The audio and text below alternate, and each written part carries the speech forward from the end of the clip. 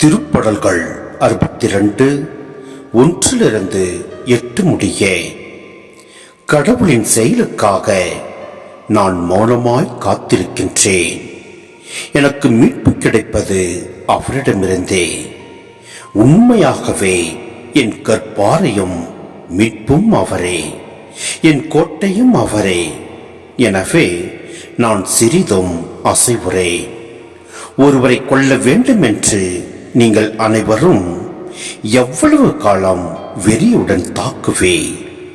நீங்கள் எல்லாரும் இடிந்த மதிலுக்கும் சிதைந்த வேலிக்கும் ஒப்பாவே. அவர் இருக்கும் உயர் நிலையில் இருந்து அவரை தள்ளிவிட திட்டமிடுகின்றனர். பொய் சொல்வதில் இன்பம் காண்கின்றனர். அவர்களது வாயில் ஆசி மொழி, அவர்களது உள்ளத்திலோ சாபமொழி. நெஞ்சே, கடவுளுக்காக மௌனமாய் காத்திரு. ஏனெனில் நான் எதிர்பார்க்கும் நலன் வருவது அவரிடமிருந்தே. உண்மையாகவே என் கற்பாரையும் மீட்பும் அவரே. எனவே நான் சிறிதும் அசைவுறேன். என் மீட்பும் மேன்மையும் கடவுளிடமே இருக்கின்றன. என் வலிமை மிகு கற்பாரையும் புகலிடமும் கடவுளே.